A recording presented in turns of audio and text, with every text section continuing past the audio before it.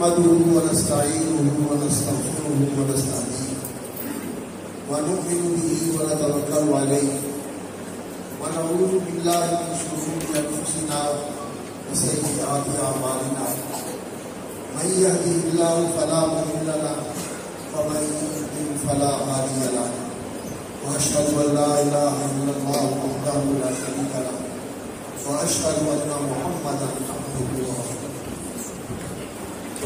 اللهم صل على محمد وعلى آل محمد كما صليت على إبراهيم وعلى آل إبراهيم إنك حميد مجيد.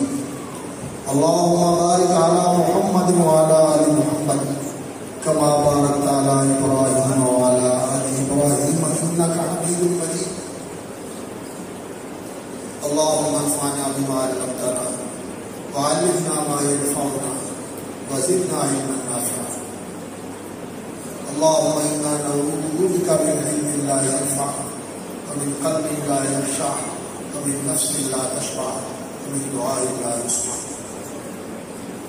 رب اشرح لي صدري ويسر لي أمري واحلل عقدة من لساني يفقهوا قولي.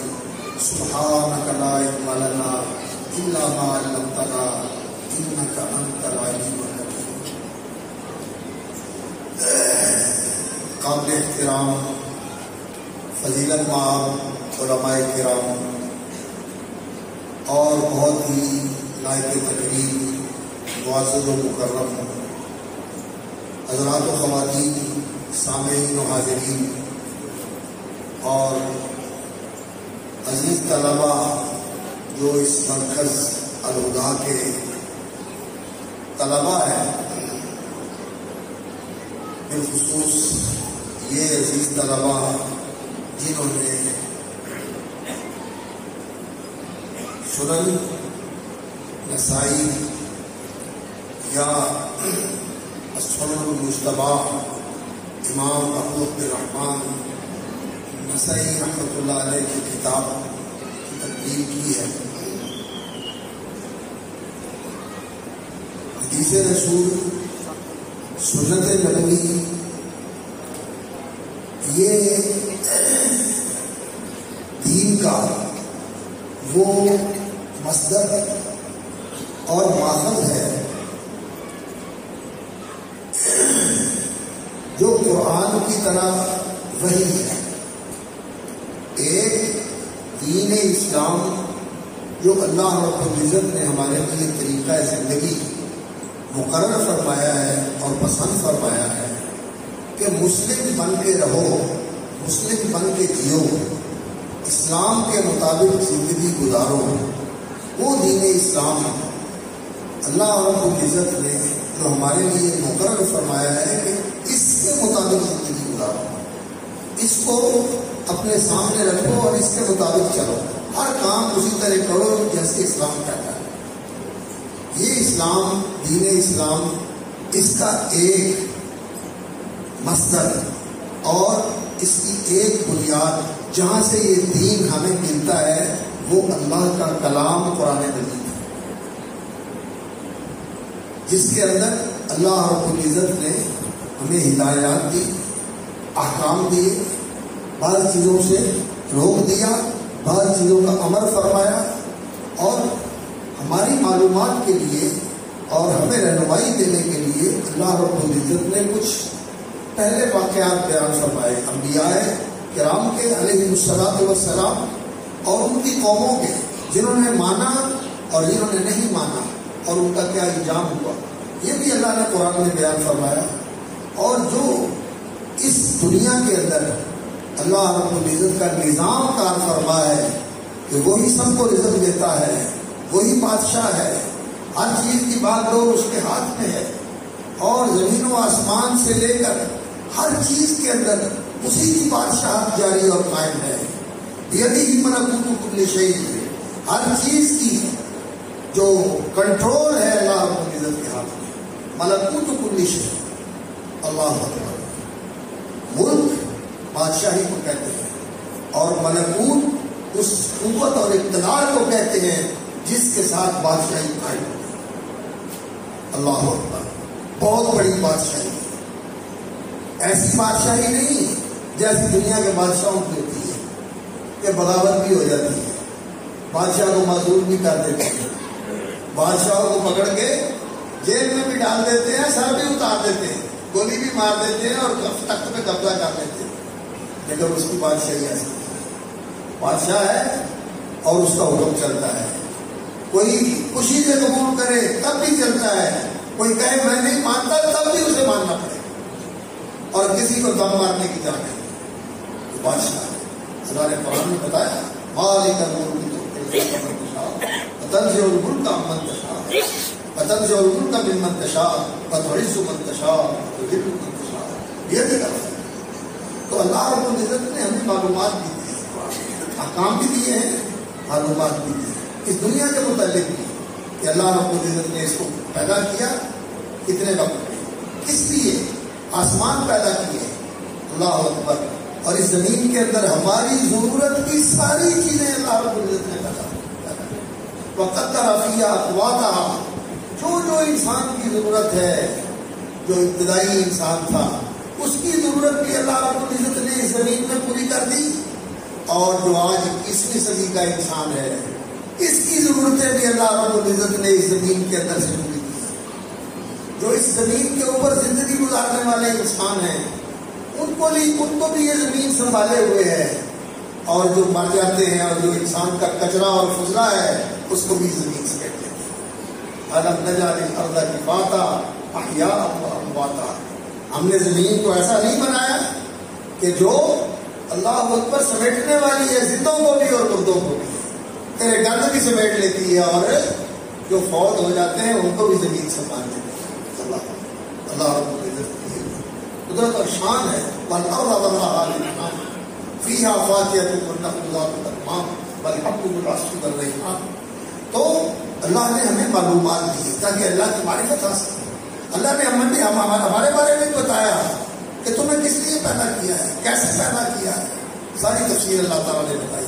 بات لمبی ہو جائے گی اس لیے میں مختصر کرتا ہوں۔ تو قرآن جو ہے یہ اس دنیا کے متعلق بھی بتاتا ہے، انسان کے متعلق بھی بتاتا ہے، اور انسانی تاریخ کے متعلق بھی بتاتا ہے، اور مستقبل کے متعلق بھی بتاتا ہے۔ انسان دنیا میں تو نے ہمیشہ نہیں رہنا، یہاں جو آیا ہے جانے کے لیے آیا ہے، جو زندہ ہے اس نے مرنا ہے، اور مرنے کے بعد یہ نہیں کہ قصہ ختم نہیں، بلکہ مرنے کے بعد پھر دوبارہ زندہ ہونا ہے، اور مرنے کے بعد لوگ تو سمجھتے ہیں کہ مٹی میں دفن کر دیا، لحد میں اتار دیا، مٹی میں مل کے مٹی ہو گیا، یہ ہم ظاہر سے دیکھتے ہیں، لیکن یہ جو ظاہر سے ہم دیکھتے ہیں نہیں، اس کے پیچھے اور چیز ہے، ہمارے اور اس کے درمیان پردہ ہے۔ اللہ اکبر، سورۃ الواقعہ میں 27واں پارہ ہے، اللہ رب العزت نے جنت اور دوزخ کا بھی بیان فرمایا ہے، اور موت کا بھی تذکرہ فرمایا ہے، اور موت کے تذکرے کے بعد اللہ رب العزت نے قبر کا بھی ذکر فرمایا۔ اللہ رب العزت نے فرمایا فَأَمَّا إِن كَانَ مِنَ الْمُقَرَّبِينَ فَرَوْحٌ وَرَيْحَانٌ وَجَنَّةُ نَعِيمٍ، اگر تو بندہ مرنے والا اللہ کے مقرب بندوں میں سے ہوتا ہے، فَرَوْحٌ وَرَيْحَانٌ، تو جب وہ مرتا ہے لوگوں کے سامنے تو وہ مر گیا، ختم ہو گیا، لیکن اس کے لیے جو ایک اللہ رب العزت کی طرف سے انتظام ہوتا ہے، جو فرشتے آتے ہیں اس کی جان کو قبض کرنے کے لیے، وہ اس کی جان قبض کرتے ہیں اور اس کو کہتے ہیں کہ تمہیں ابشر بروح وریحان، جنت کی خوشبوئیں تمہیں مبارک ہو، وہ جنت کے خوشبودار کفن لے کے آتے ہیں، جنت کی خوشبوئیں لے کے آتے ہیں، اس کی روح کو معطر کر کے ان کفنوں کے اندر لپیٹ کے اوپر لے جاتے ہیں۔ میں نہیں سونگتا، آپ نہیں سونگتے، اس لیے کہ یہ گندے ناک جنت کی خوشبوئیں سونگنے کے ابھی قابل نہیں ہیں، یہ آلودہ ناک، اور لیکن وہ سونگ رہا ہوتا ہے، جنت کی خوشبوئیں اس کو آ رہی ہوتی ہیں، اور جنت کے کفنوں میں اس کی روح کو لپیٹا جاتا ہے۔ اور حدیث میں آتا ہے کہ جب فرشتے لے کے آسمان کی طرف چڑھتے ہیں تو پورا آسمان اور پورے راستے معطر ہو جاتے ہیں، لوگ کہتے ہیں کتنی پاکیزہ اور خوشبودار روح چڑھ رہی ہے آسمان کی طرف۔ اللہ اکبر، فروح وریحان وجنت نعیم، اور تجھے جنت نعیم مبارک ہو۔ تیری قبر جو ہے لوگوں کی نظر میں تو ایک کھڈا ہے، ایک گڑھا ہے زمین کے اندر کھودا گیا، لیکن اللہ تعالیٰ اس کو تیرے لیے جنت کا باغ بنا دے گا، تیرے لیے جنت کے دروازے کھل جائیں گے، جنت کے بستر تیرے لیے لگ جائیں گے، لوگوں کو نظر نہیں آئیں گے لیکن لگتے ہیں۔ یہ اللہ نے بتایا اور اللہ کے رسول نے بتایا، اللہ نے قرآن میں اس کا ذکر کیا۔ واما ان کان من اصحاب الیمین، اگر مقربین میں سے ہے تو بہت اس کے لیے نعمتیں ہیں قبر کے اندر۔ واما ان کان من اصحاب الیمین فسلام لک من اصحاب الیمین، تو پھر کیا بات ہے اصحاب الیمین، سیدھے ہاتھ میں جن کو نامہ عمل ملنے والا ہے، ان لوگوں کی کیا بات ہے، کیا شان ہے ان کی۔ جس طرح ہم کہتے ہیں نا وہ فلانا اور بلے بلے بلے وکی کر لے، اللہ رب العزت نے فرمایا فسلام اللہ کا میرے صحابی کی تھی، بلے بلے ان کے جو دائیں ہاتھ والے ہیں، کیا شان ملیں گے، کیا مقام ملیں گے، کیا مرتبے ملیں گے، کیا نعمتیں ملیں گی، ہم اللہ اکبر ان کا دنیا میں تصور نہیں کر سکتے۔ بڑی بات ہے اللہ رب العزت۔ واما ان کان من المکذبین الضالین، اور اگر اللہ کی آیتوں کو، اللہ کے حکموں کو جھٹلانے والا، غلط راستے پر چلنے والا ہے، فنزول من حمیم وتصلیۃ الجحیم، تو پھر یہ اس کے لیے قبر نہیں، یہ مٹی کا گڑھا نہیں ہے، اللہ اکبر، اس کے لیے کھولتے پانیوں کی مہمانی ہے اور دہکتی آگ میں اس کو ڈال دینا ہے۔ فتسلیۃ الجحیم ان ھذا لہو حق الیقین، لوگوں یہ کہانیاں نہیں ہیں، یہ افسانے نہیں ہیں، یہ سچی پکی بات ہے۔ اللہ نے قرآن میں یہ چیزیں بیان، اور پھر قبر کے بعد قیامت کا ذکر فرمایا، اور قیامت کے بعد پھر اللہ کے سامنے پیشی کا ذکر فرمایا، وہ دن کیسا ہوگا، یہ ساری معلومات بھی قرآن میں ہیں، اور اسی طرح کی یہ معلومات احادیث میں ہیں۔ کچھ چیزیں نبی صلی اللہ علیہ وسلم نے بیان فرمائی پچھلی تاریخ کے متعلق، نبیوں کے متعلق، کچھ پہلی اقوام کے متعلق، پہلے واقعات نبی صلی اللہ علیہ وسلم نے بیان فرمائے، وہ بھی اللہ کی وحی کے ساتھ بیان فرمائے، اور کچھ قبر کے حالات بیان فرمائے نبی صلی اللہ علیہ وسلم نے بڑی تفصیل کے ساتھ۔ برائے ابن عازب رضی اللہ تعالیٰ پوری تفصیل نبی صلی اللہ علیہ وسلم نے بیان فرمائی کہ جب انسان فوت ہوتا ہے تو کس پر ہے، کن حالات سے گزرتا ہے، کیا کیا اسے پیش آتا ہے، سب بیان فرمایا۔ لمبی ہے، وقت نہیں ہے کہ اس کا میں تذکرہ کروں، لیکن میں اشارہ کر رہا ہوں یہ آپ کو بتانے کے لیے کہ دین دو چیزوں سے لیا جاتا ہے، قرآن سے اور حدیث سے۔ اور دین کیا ہے، کچھ احکام ہیں، تعلیمات ہیں، اخلاق ہیں، آداب ہیں، معاملات ہیں، اصول ہیں، قاعدے ہیں، ضابطے ہیں، قوانین ہیں جو اللہ نے مقرر کیے ہوئے ہیں، اور کچھ معلومات ہیں جن کے اوپر یقین رکھنا ضروری ہے، جن سے انسان سیدھا رہتا ہے، جن سے انسان ٹھیک چلتا ہے، صحیح انسان جو ہے وہ راہ راست کے اوپر قائم رہتا ہے۔ تو نبی صلی اللہ علیہ وسلم کو اللہ رب العزت نے ایک وحی کے ساتھ قرآن عطا فرمایا، اور دوسرا وحی کے ساتھ نبی صلی اللہ علیہ وسلم کو سنت اور حکمت عطا فرمایا۔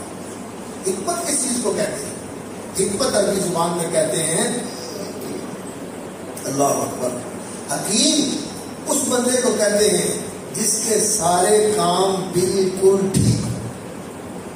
آپ اس کو دیکھیں کہ اس کا اٹھنا بیٹھنا، بولنا چالنا، میل جول، تعلقات، سلوک برتاؤ، ہر چیز اس کی بالکل ٹھیک ہے، کسی کو اعتراض کرنے کی اور انگلی اٹھانے کی گنجائش نہیں۔ اس کو کہتے ہیں بڑا دانا، بڑا زیرک، بڑا عقل مند اور بڑا حکیم انسان۔ اللہ اکبر، لوگوں کی نظر میں بعض اوقات انسان حکیم ہوتا ہے، دانا ہوتا ہے، لیکن جو اصل فیصلہ کرنے والا ہے غلط اور صحیح کا، حق اور باطل کا، درست اور نادرست کا، وہ اللہ رب العزت ہے۔ وہ اللہ رب العزت ہے جو عالم الغیب و شہادہ ہے۔ تو جو اللہ کے نزدیک صحیح ہے وہ ہے جو اللہ نے اپنے نبیوں کو بتایا، اللہ نے اپنے رسولوں کو بتایا، اور رسولوں نے اپنے ماننے والوں کو بتایا، اور جو رسولوں کو اللہ رب العزت دین دیتے ہیں، جو علم دیتے ہیں، جو طریقہ زندگی دیتے ہیں، وہ صحیح طریقہ زندگی ہوتا ہے کہ اس کے مطابق انسان اگر چلے، نہ اپنے پر ظلم کرتا ہے، نہ دوسرے پر ظلم کرتا ہے، نہ اللہ کا حق ضائع کرتا ہے، نہ اللہ کے رسولوں کا حق ضائع کرتا ہے، نہ اس کائنات کے اندر جو بسنے والی مخلوق ہے ان میں سے کسی کی حق نہیں کرتا۔ ہر ایک کے ساتھ عدل کے ساتھ انسان معاملہ کرتا ہے، بلکہ عدل کے ساتھ نہیں، احسان کے ساتھ معاملہ کرتا ہے، عدل سے بڑھ کر احسان کرنے والا بنتا ہے۔ ان اللہ یامر بالعدل والاحسان، اللہ تعالیٰ نے عدل اور احسان کا حکم دیا ہے۔ پورا دین اس آیت کے اندر اللہ رب العزت نے بیان فرما دیا۔ سورۃ النحل 14 پارے کی آیت ہے، ان اللہ یامر بالعدل والاحسان وایتاء القربى وینہی عن الفحشاء والمنکر والبغی، پورا دین اس آیت ہے۔ اللہ اکبر۔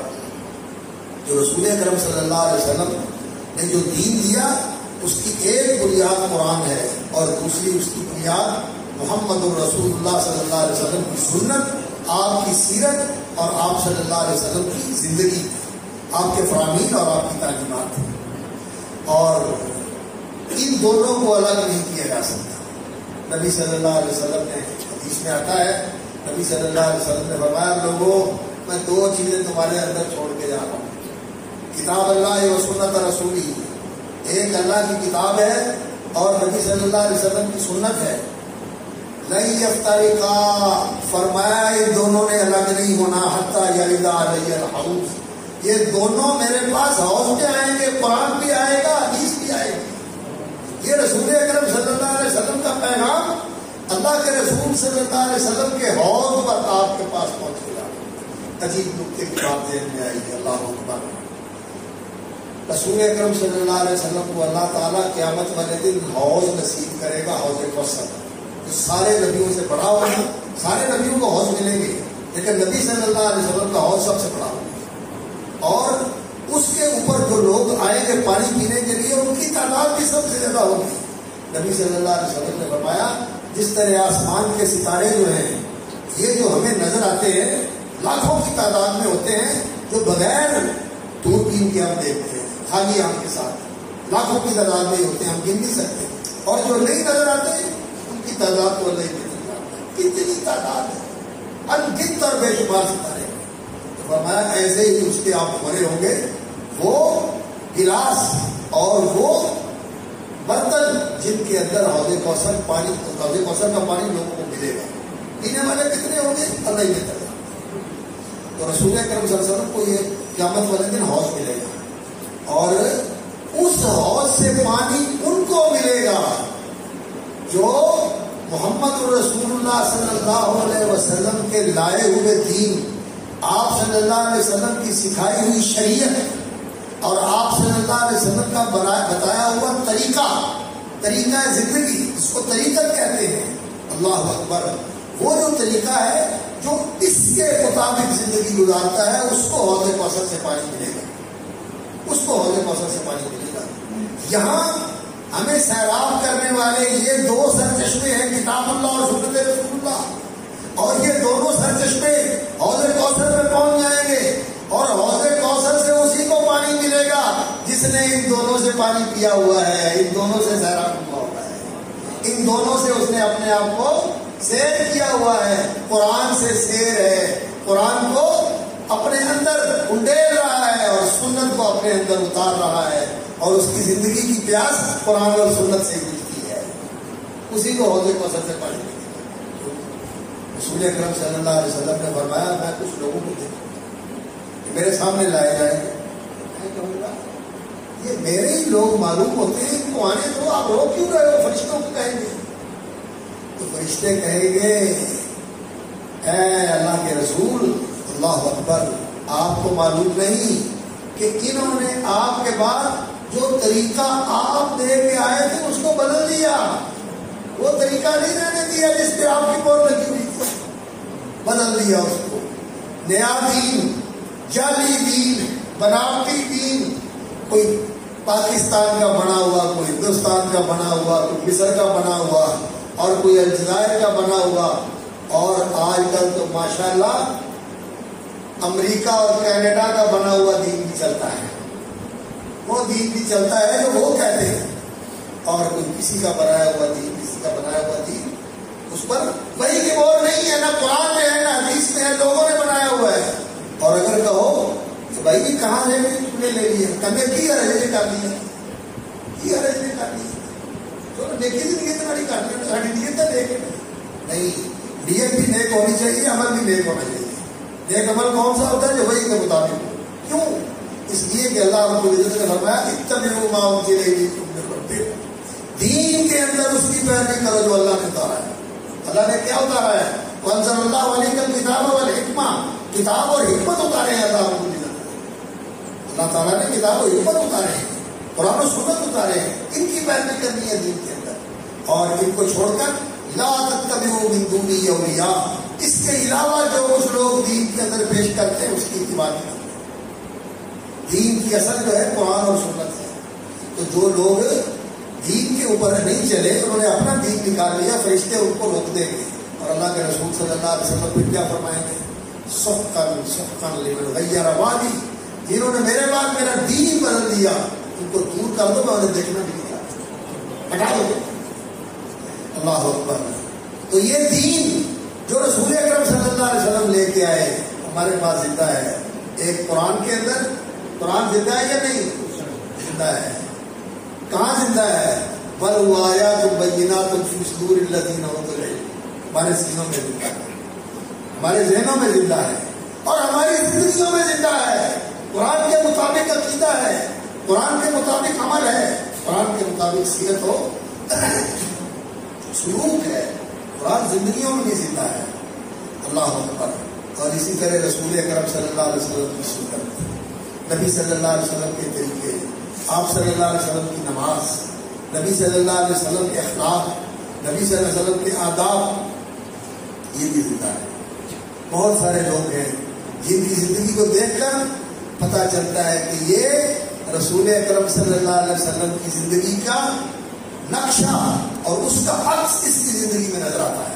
علماء ربانی اور اللہ والے لوگ، ان کی زندگیوں کے اندر اللہ کے رسول کی زندگی کی جھلک نظر آتی ہے۔ اور یہ قرآن زندہ ہے، اللہ نے اس کو محفوظ رکھا ہوا ہے، اور محمد رسول اللہ صلی اللہ علیہ وسلم آج کے زمانے میں لوگوں کے لیے اسوہ حسنہ ہے۔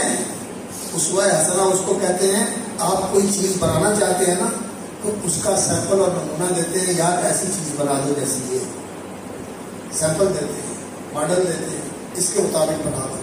اللہ رب العزت نے محمد رسول اللہ صلی اللہ علیہ وسلم کو اپنے مقبول، محبوب، خلیل، عبد کامل کا وہ مقام عطا فرمایا جو سب سے اعلیٰ مقام تھا، اور آپ انسانوں کو کہا ہے کہ نبی صلی اللہ علیہ وسلم کی زندگی کو سامنے رکھ کے اپنی زندگیوں کو اس کے مطابق ڈھالنے کی کوشش کرو، ان کے نقش قدم پہ چلو، ان کی پیروی کرو، تو رسول اکرم صلی اللہ علیہ وسلم کی زندگی غائب ہو جائے، لوگوں کے سامنے نہ ہو، اور ہو وہ اللہ کے رسول، کیسے ہو سکتا ہے؟ اللہ کا پیغام قرآن کی شکل میں تو ہمارے سامنے موجود ہے، اور نبی صلی اللہ علیہ وسلم کا اسوہ ہمارے پاس نہ ہو کہ ہم اس کے مطابق اپنی زندگی گزار سکیں، دین مٹ جائے گا۔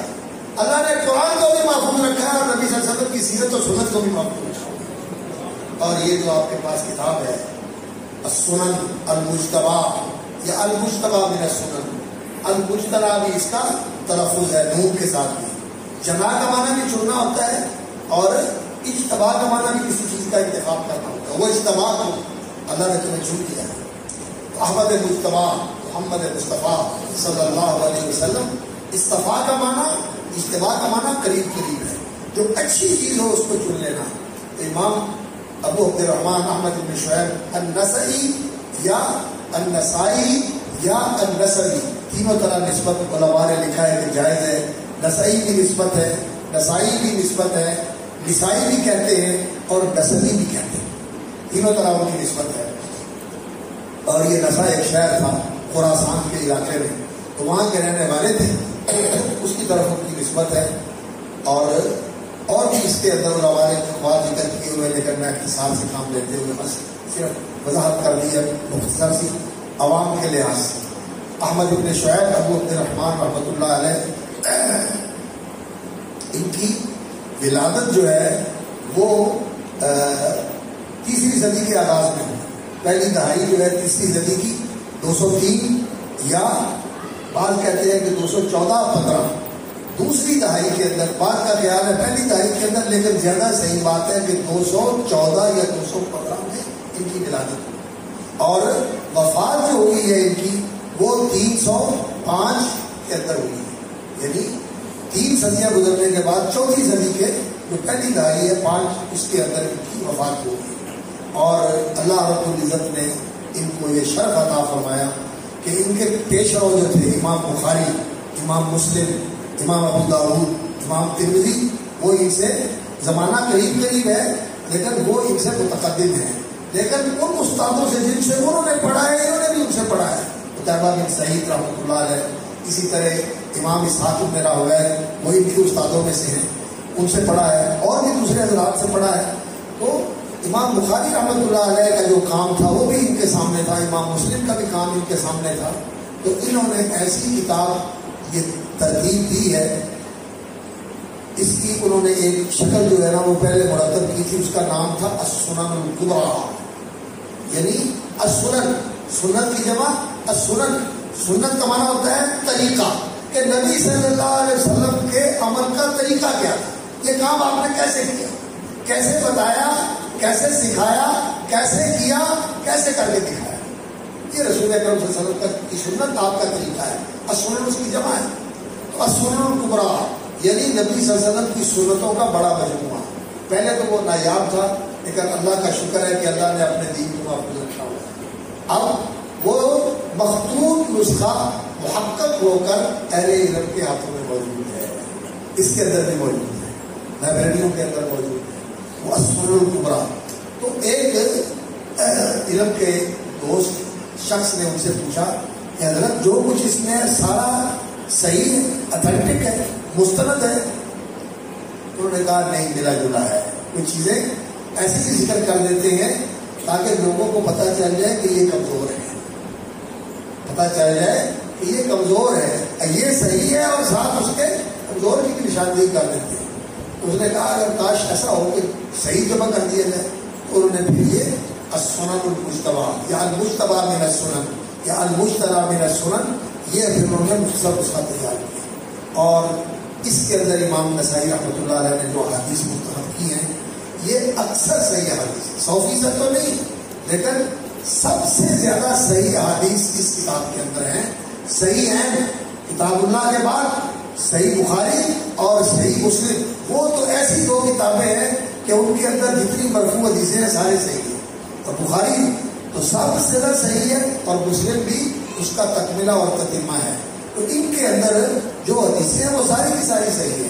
لیکن امام نسائی رحمۃ اللہ علیہ کی جو کتاب ہے المجتبیٰ من السنن، اس کے اندر آپ کہہ سکتے ہیں کہ 95-96% احادیث صحیح ہیں. چند ایک ہیں جن کے اوپر علماء کو اختلاف ہے لیکن وہ بھی بالکل بے اصل نہیں.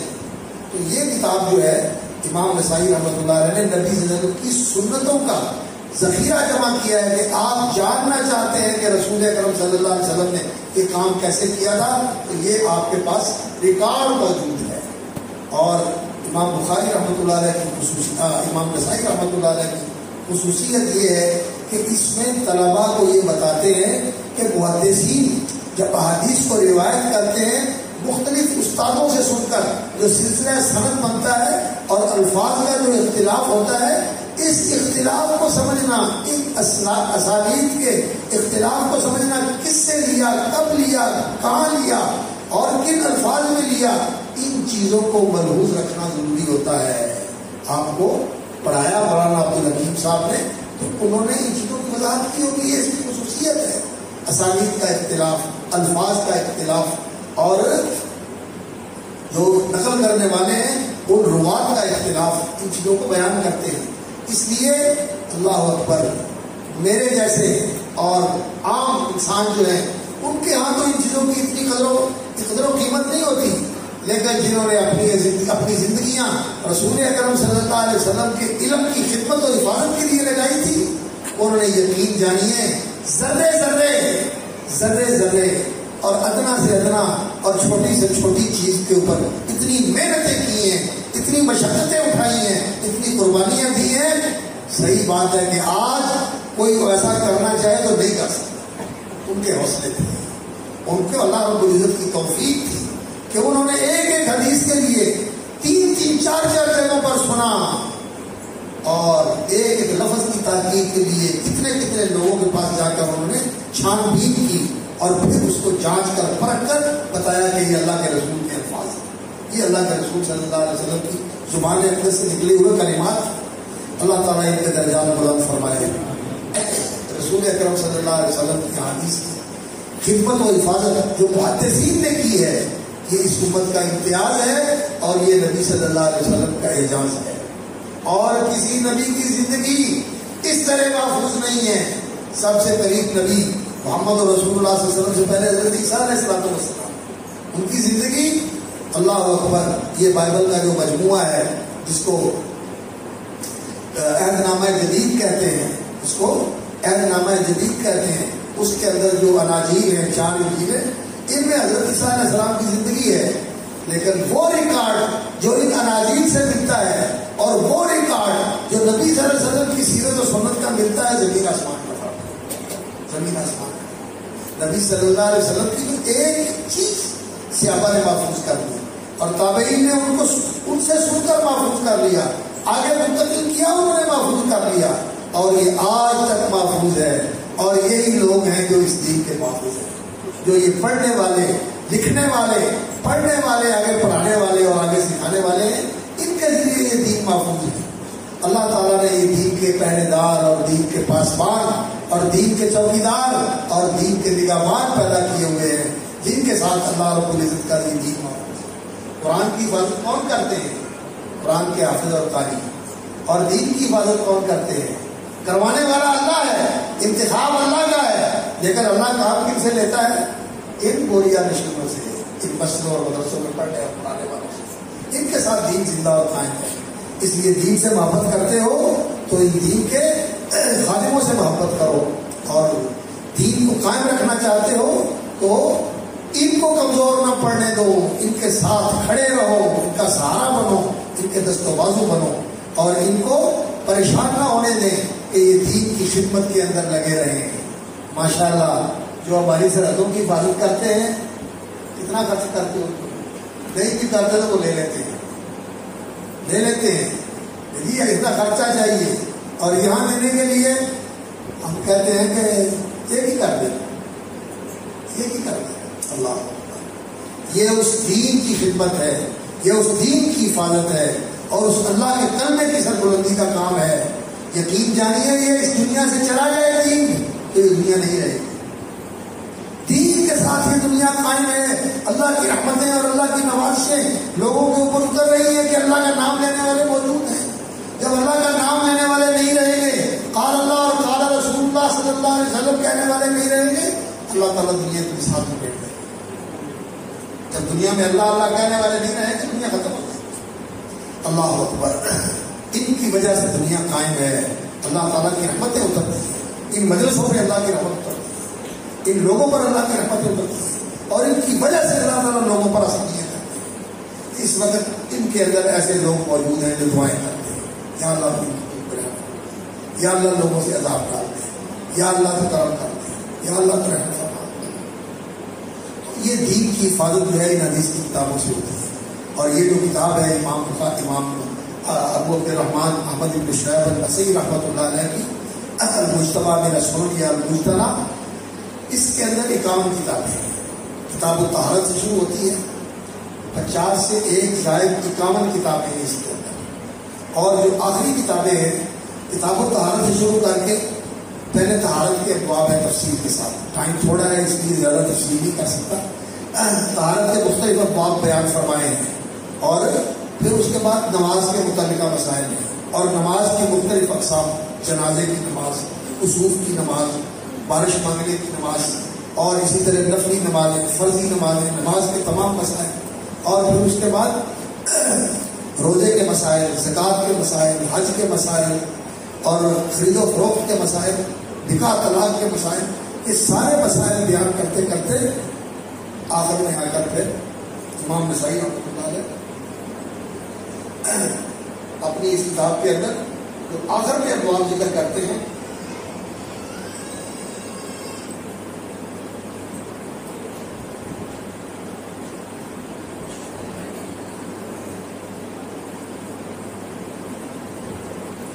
آخری ابواب جو امام نسائی رحمۃ اللہ علیہ نے ذکر کیے ہیں، اللہ اکبر، جو 47 نمبر باب ہے حدود، قصاص قضاء، حکومت، سیاست، یہ سارے باب اس کے اندر آ گئے. آخر میں جو باب لے کے آئے ہیں 47 نمبر 47، وہ ہے ایمان اور اس کی شرائع، یعنی ایمان کی تفصیلات، ایمان کے تقاضے. اور اس کے بعد لے کے آئے کتاب الزینہ، زینت کی کتاب، یعنی انسان کو آرائش، اپنے آپ کو آراستہ کرنا، اپنے آپ کی بیوٹیشن، اپنے آپ کو خوبصورت بنانا. شریعت نے اس کے لیے کیا تعلیم دی ہے؟ آج ہماری بیوٹیشن کس سے ہوتی ہے؟ صبح اٹھتے ہی سب سے پہلے کیا کرتے ہیں؟ جو فطرت ہے اسلام کی، اور نبی صلی اللہ علیہ وسلم نے فرمایا یہ انسانوں کی فطرت ہے کہ اللہ رب العزت نے اسے پیدا کیا ہے اور یہ کہتا ہے کہ نہیں میں نہیں رہنے دینا. سب سے پہلے یہ کام کرنا ہے. اور آج کل تو رشتہ ایسے شروع ہوا ہے کہ یہ بھی صاف اور یہ بھی صاف، اور بالکل جو ہے نا اپنے آپ کو ایسے ہی ظاہر کرتے ہیں کہ ابھی تک انسان بوڑھا معلوم ہو، نو عمر معلوم. یہ فطرت کے خلاف ہے، اسلام کی تعلیم کے خلاف ہے. تو زینت، کون سی زینت ہے جس کا اسلام نے حکم دیا؟ اللہ نے حکم دیا ہے خذوا زینتکم، اپنی زینت کو حاصل کرو اور اپناؤ. انسان کو پاکیزہ، صاف ستھرا اور خوش شکل اور خوش مزہ ہونا چاہیے، خوش اتوار ہونا چاہیے. ایک آدمی نبی صلی اللہ علیہ وسلم کی خدمت میں آیا، اس کے بال بکھرے ہوئے ہیں، پٹی پڑی ہوئی ہے بالوں میں، الجھے ہوئے بال ہیں، داڑھی کے بھی، سر کے بھی، اور اب بال بھی بڑے بڑے رکھتے ہیں. نبی صلی اللہ علیہ وسلم نے فرمایا کیسے آ گیا تمہاری شکل ایسے جیسے شیطان ہوتا ہے؟ تیرے پاس وہ نہانے دھونے کا انتظام نہیں، تو تیرے پاس تو تیل کنگا نہیں ہے کہ تو اپنے بال سنوار دے. وہ گیا بال سنوار کے نہا دھو کے آیا، رنگی شکل کی. یہ ایسا نہیں ہے کہ انسان انسانوں کی طرح آئے. تو نے کیسی شکل بنائی ہوئی تھی؟ ڈرونی شکل بنا کے آ گیا بدل. اسلام نے تعلیم دی ہے زینت کی، لیکن زینت کی حدود ہے، مردوں کے لیے بھی عورتوں کے لیے. اسلام نے تعلیم دی ہے. اور رسول اکرم صلی اللہ علیہ وسلم یہ جو شکل بنائی ہے اللہ رب العزت نے، یہ تو اللہ نے جیسی بنا دی، اللہ کے بنائے پر انسان کو راضی رہنا چاہیے. یہ جو مختلف شکلیں بنائی ہوئی ہیں اللہ تعالیٰ نے، یہ سب اللہ کی تخلیق ہے. اور نبی صلی اللہ علیہ وسلم نے فرمایا اللہ کی بنائی ہوئی شکل کو ماڑی دے گی. کل خلق اللہ سنا، اللہ کی ہر بنائی ہوئی شکل اچھی ہے. رنگ بھی اس کے بنائے ہوئے، ناک نقش بھی اس کے بنائے ہوئے، کسی کا کیسا بنا دیا، کسی کا کیسا بنا دیا. فتبارک اللہ احسن الخالقین، یہ احسن الخالقین کی تخلیق ہے. یہ ساری سونی ہے. ہاں جس پر انسان نے محنت کر کے بنانا ہے وہ یہ ہے کہ انسان اپنے اخلاق کو اچھا بنائے، اور انسان پھر اپنے آپ کو ان اخلاق اور آداب کے ساتھ آراستہ کرے جو انسان کا شرف ہے. انسانی اخلاق جو ہیں، نبیوں والے اخلاق، اللہ کو جو پسند اخلاق ہیں، وہ اخلاق اور وہ آداب جو انسان کے مقام اور مرتبے کے لائق ہیں، ان اخلاق اور آداب کے ساتھ اپنے آپ کو راستہ کرنا چاہیے. اور وہ اللہ کے رسول صلی اللہ علیہ وسلم نے سکھائے. حضرت سلمان فارسی رضی اللہ تعالیٰ عنہ کو یہودیوں نے کہا ہمارا عجیب نبی ہے، اس میں سارے طریقے بتاتا ہے کہ قضاء حاجت کے لیے کہاں جانا ہے، کون سا ہاتھ استعمال کرنا ہے، کون سا نہیں کرنا. پیشاب کرتے وقت یہ ہاتھ نہیں استعمال کرنا جو دایاں ہاتھ ہے، یہ ہاتھ استعمال کرنا ہے جو بایاں ہاتھ ہے. اور اسی کے ساتھ طہارت کرنی ہے، اسی کے ساتھ ڈیلا استعمال کرنا ہے، اسی کے ساتھ پانی استعمال کرنا ہے. اور پھر ڈیلا بھی استعمال کرنا ہے تو اتنی تعداد کے اندر کرنا ہے، پانی استعمال کرنا ہے تو اس کے بعد پھر یہ نہیں کرنا ہے. ساری چیزیں سکھائی. اللہ اکبر، تمہارا نبی سب کچھ سکھاتا ہے. انہوں نے کہا ہاں ہمارا نبی ہمارے لیے بات کرا ہے. جیسے بچوں کو سب کچھ سکھایا نہیں جاتا، بچوں کو سب کچھ سکھایا جاتا ہے، اسی طرح ہمارے نبی نے بھی ہمیں سب کچھ سکھایا ہے، ہمیں سارے طریقے بتائے. اور یہ کوئی عیب والی بات نہیں ہے، کمال والی بات ہے. اور نبی صلی اللہ علیہ وسلم نے انسانوں کو زندگی کے سارے طریقے ہی بتائے ہیں. تو زینت کا باب لے کے آئے ہیں امام نسائی رحمۃ اللہ علیہ، اس کے اندر یہ تفصیلات بیان کی ہیں. اور اس کے بعد کتاب آداب القضاء، قاضی، فیصلے، عدالت کے، سپریم کورٹ کے اور ہائی کورٹ کے اور جو لوئر کورٹ ہوتا ہے، ان میں سب جو فیصلے ہوتے ہیں اس کے لیے شریعت کی تعلیمات کیا ہے، قرآن کیا کہتا ہے، سنت کیا کہتی ہے. اور پھر دین کی تعلیمات ساری ذکر کرنے کے بعد کتاب الاستعاذہ لے کے آئے ہیں. قرآن مجید کی ابتدا کس سے ہوتی ہے؟ بسم اللہ الرحمن الرحیم الحمدللہ سے. اور اختتام کس پہ ہوتا ہے؟ اللہ کی توحید کے اوپر، قل هو اللہ احد، اور قل اعوذ برب الفلق اور قل اعوذ برب الناس. اپنے آپ کو اللہ کی پناہ میں دے دو، اپنے آپ کو اللہ کی پناہ میں دے دو. اس لیے کہ زندگی کے اندر دین کے اوپر چلنے کے لیے اگر اللہ رب العزت ہمیں اپنی پناہ میں نہ رکھے، اپنی حفاظت میں نہ رکھے، ہمیں تحفظ اور ہمیں ہماری عصمت اور ہمارے تحفظ اور بقا کا اللہ تعالیٰ ضامن نہ ہو تو شیطان ہمارا دشمن ہے، وہ ہمیں اچک کے لے جائے گا. شیاطین الجن والانس وہ ہمیں دین پہ قائم نہیں رہنے دیں گے.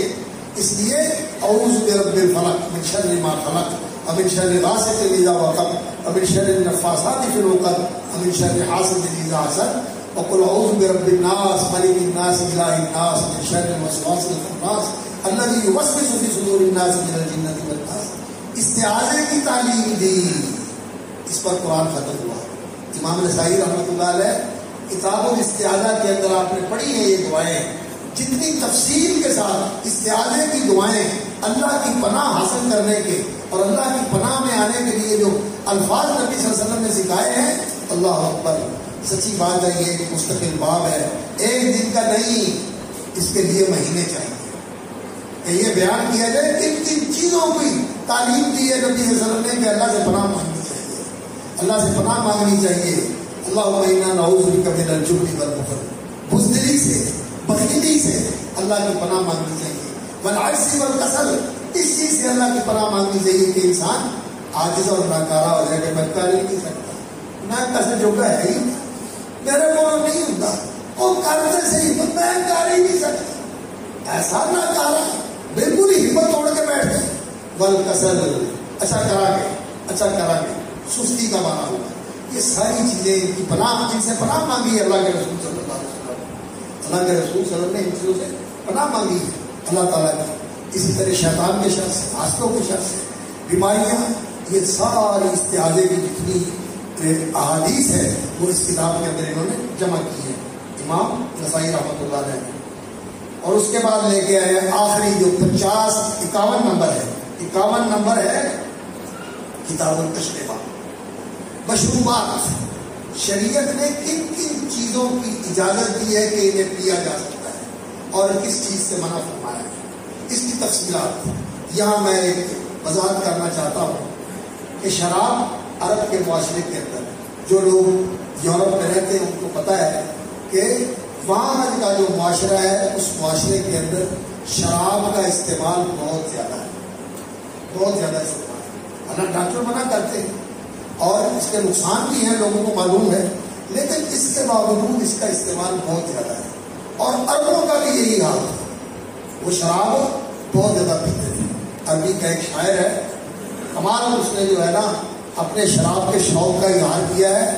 کہتا ہے اگر میں مر جاؤں نا تو میری اپنے وارثوں سے وصیت یہ ہے کہ میری قبر کے اوپر انگور کی بیل لگا دیں تاکہ مرنے کے بعد بھی اس کی جڑوں سے میری ہڈیوں کو شراب ملتی رہے. اذا مت فدفنی الی جنب کرمت تربی عظامی بعد موتی حروقها، اس کی جڑیں جو ہیں میری ہڈیوں کو سیراب کرتی رہے. انگور شراب کا کہتے ہیں نا، انگور جو ہے اس سے شراب بنتی ہے، شراب کو بکتے انگور کہتے ہیں، انگور سے وہ وجود میں آتی ہے. تو وہ کہتا ہے میری قبر کے اوپر یہ انگور کی بیل لگا دیں. اس طرح شراب کی آتی ہے، شراب پینی اور بڑا اس کے اوپر پھر انہوں نے فخر کرنا، بہادری کے کارنامے کرنے اور سخاوت بھی کرنی، اور اس کے اندر برائیاں بھی ہیں وہ بھی کرتے تھے.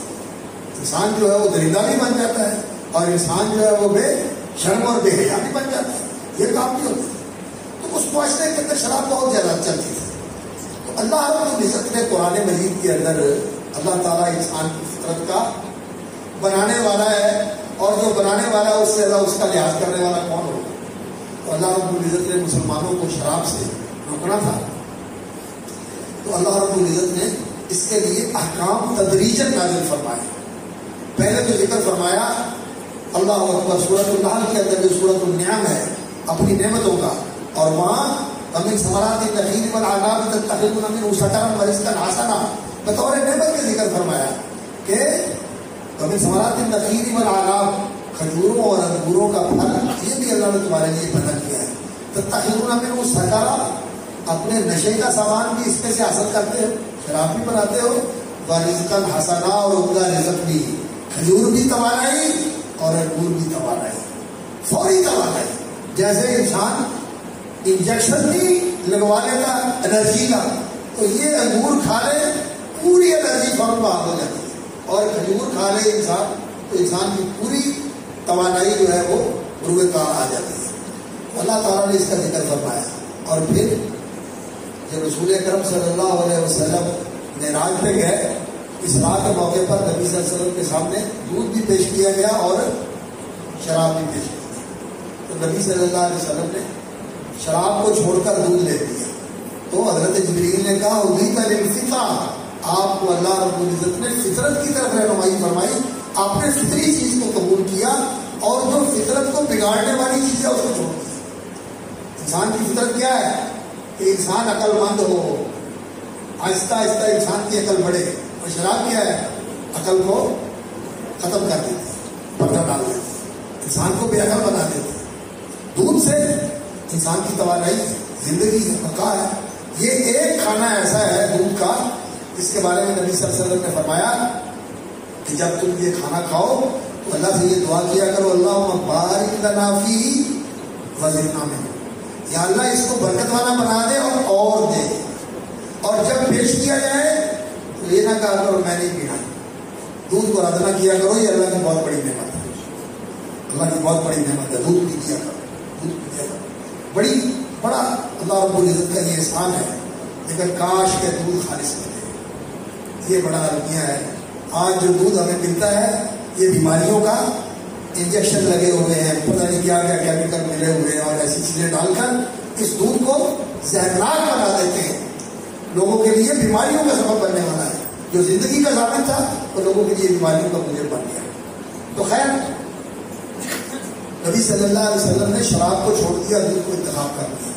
مدینہ منورہ میں آئے، سورۃ البقرہ کے اندر اللہ رب العزت نے شراب کے بارے میں جو پہلی آیت نازل فرمائی، اس آیت کے بعد جو سورۃ النحل کی ہے وہ یہ تھی کہ لوگ شراب کے بارے میں پوچھتے ہیں. صحابہ کرام جب مسلمان ہوئے تو ان کے اندر نیکی کی روح بیدار ہو گئی. کئی لوگوں نے جاہلیت میں بھی شراب نہیں پی، اسلام سے پہلے بھی شراب نہیں پی، نفرت کرتے تھے کہ انسان کی عقل جو ہے وہ معوف ہو جائے. اور کئی لوگ جو تھے وہ پیتے تھے. تو لوگوں نے پوچھا کہ شراب کے بارے میں اللہ تعالیٰ نے حکم دیا ہے. اللہ تعالیٰ نے نازل فرمایا حکم کہ اس میں کچھ پہلو اچھے بھی ہیں اور کچھ برے بھی ہیں. اچھے پہلو کیا ہے؟ انسان بادلی کا کام کرتا ہے اور انسان کو انرجی ملتی ہے، انسان تھکتا نہیں، تھکاوٹ نہیں چڑھتی. آج کل بھی مزدور لوگوں کو دیکھا ہم لوگوں نے، منہ میں رسوار رکھتے ہیں، نشہ کرتے ہیں، کہتے ہیں کہ تھکاوٹ نہیں ہوتی. ڈرائیور شراب پیتے ہیں، اس طرح کے نشے استعمال کرتے ہیں کہ انسان کی توانائی بحال رہتی ہے. لیکن نتیجہ اس کا یہ نکلتا ہے کہ آہستہ آہستہ انسان اندر سے کھوکھلا ہو جاتا ہے اور یہ نشہ انسان کی دوسری قوتوں کو ناکارہ کر دیتا ہے اور انسان بیماریوں کی آماجگاہ بن جاتا ہے. تو اللہ رب العزت نے فرمایا کہ اس میں نفع بھی ہے، اس میں نقصان بھی ہے. شراب اور جوا دونوں چیزیں ان کے اندر بہت زیادہ تھیں. پھر اللہ رب العزت نے حکم نازل فرمایا کہ شراب جو ہے نماز کے اوقات میں نہ پڑھے، اس لیے کہ نماز جب اللہ کے سامنے کھڑے ہونا ہوتا ہے تو باشعور ہو کے نماز پڑھنی چاہیے کہ میں کیا کہہ رہا ہوں. افسوس، اللہ تعالیٰ نے تو کہا کہ نماز پڑھو اور ایسی حالت میں نماز نہ پڑھو جب تمہیں پتہ نہیں ہے کہ میں کیا پڑھ رہا ہوں، کیا کہہ رہا ہوں. حتیٰ تعلموا ما تقولون. لیکن میری بات کا برا نہ منائیو، ہم لوگ ساری عمر نماز پڑھتے رہتے ہیں، ہمیں پتہ نہیں کہ ہم کیا پڑھ رہے ہیں. نماز کا ترجمہ یاد کیا، نماز ترجمے کے ساتھ پڑھنا پڑا. یہ نہیں کہ اردو پڑھو، آپ کو پتا ہو کہ میں الحمدللہ رب العالمین کہہ کے کیا کہتا ہوں. اور جب میں یہ کہتا ہوں اللہ اکبر اعوذ باللہ من الشیطان الرجیم تو میں اللہ سے کیا مانگتا ہوں، بسم اللہ الرحمن الرحیم کہتا ہوں تو میں کیا کہتا ہوں.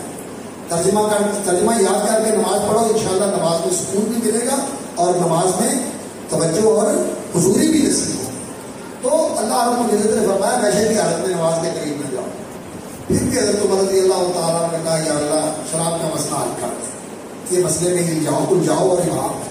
تو پھر سورۃ المائدہ کی آیت نازل ہوئی، اللہ اکبر یا ایھا الذین آمنوا انما الخمر والمیسر والانصاب والازلام رجس من عمل الشیطان فاجتنبوہ لعلکم تفلحون.